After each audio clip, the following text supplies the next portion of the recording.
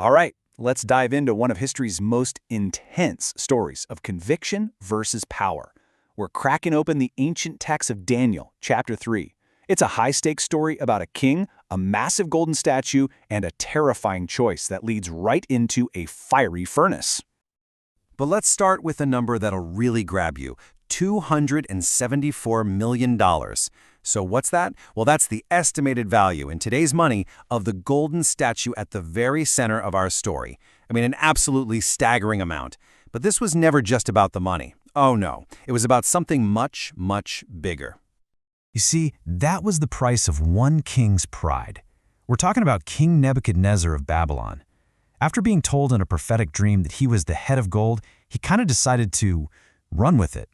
This wasn't just a piece of art. It was a massive political statement designed to cement his power and basically turn himself into a god. And so, that's where our story really kicks off, with the creation of this golden image. King Nebuchadnezzar, he's determined to make his power undeniable, so he commissions this monument on a truly epic scale, a gleaming golden symbol of his absolute authority. And when I say epic, I mean it. The scale of this thing was just mind-boggling. Picture this, an obelisk-style statue standing 90 feet tall. That's like a modern 9-story building.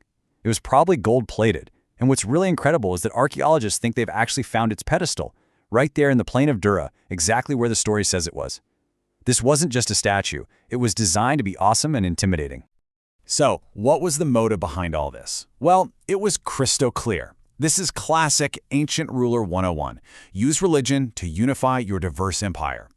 The goal was to create a single, state-mandated religion with the king and his power right at the very center of it all. This was basically a loyalty test on a massive scale. To dedicate this thing, Nebuchadnezzar summoned the entire leadership of his empire. We're talking everybody, the satraps, the governors, the top judges, essentially the who's who of Babylonian power from every single corner of the kingdom. They were all commanded to be there. And let's be clear, this wasn't an invitation, it was a summons. And with all the key players gathered in one place, the king issues his decree. And this, right here, is where the story pivots from a big power ceremony to a terrifying test of faith. Now, at the very heart of this test is the concept of idolatry. See, for the Jewish exiles living in Babylon, the first commandment was about as clear as it gets. You do not make and you do not bow down to any carved image. So the king's command creates this impossible life-or-death conflict for anyone who truly held that belief. The command itself was brutally simple. A herald basically shouts for everyone to hear, when the orchestra starts playing, you fall down and you worship this golden image. And the penalty for saying no, just as direct, you get thrown into a furnace of blazing fire. And this wasn't some empty threat. We know from other historical texts that this kind of punishment was pretty typical for Nebuchadnezzar. So the music plays, the whole empire bows, but not everyone. And this brings us to the three heroes of our story, Shadrach, Meshach, and Abednego. Three Jewish officials who simply refused to compromise what they believed in. And right here, the standoff is laid bare. On one side, you have the absolute command of the most powerful man on earth, and on the other, the quiet, unshakable conviction of three men. The king even gives them a second chance, but their answer is firm. We will not serve your gods. You know, their full response to the king just reveals everything about them. They say, look, our God is able to save us from this furnace. But then they deliver what might be the most powerful line in the whole story, but even if he does not. And that's the core of it all.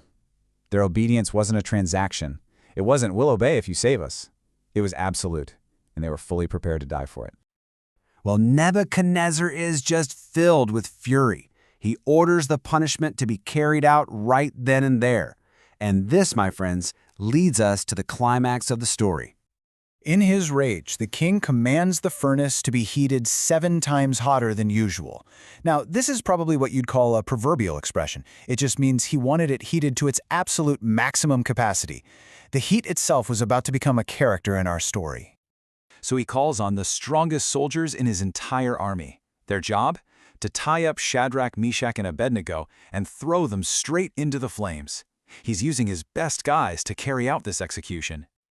But the fire was so intense, so overwhelmingly hot, that the flames literally leaped out of the furnace and killed the very soldiers who were trying to throw the men in.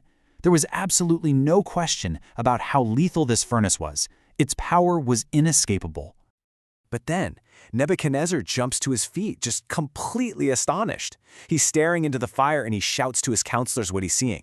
Not only are the three men alive, they're walking around unbound. And they are not alone. There's a fourth figure in the flames with them, one that looks, in his words, like a son of the gods. The king himself becomes the first witness to the impossible. What happens next is a complete and total reversal. The man who just moments before was ready to kill for his own glory is now face to face with a power that is so much greater than his own. So they call the three men out of the furnace, and all the officials, they crowd around to see the proof for themselves. And the evidence is just undeniable. The fire had absolutely no effect on their bodies. Not a single hair was singed. Their robes weren't scorched. They didn't even smell like smoke. In fact, the only things that the fire had destroyed were the ropes that had been used to tie them up. And what follows is the king's complete 180. In just a matter of moments, he goes from demanding worship for himself to praising their unwavering faith. He blesses their God, declaring that no other God can save people in this way. He immediately issues a new decree making it illegal to speak against their God. And as a final act, he promotes Shadrach, Meshach, and Abednego to even higher positions in his kingdom. This ancient story, all about an impossible choice in the face of absolute power, it really leaves us with a powerful question, doesn't it? It challenges us to think about our own lives and our own pressures. So I'll just leave you with this thought. When you're faced with your own version of the fire, what for you is truly non-negotiable?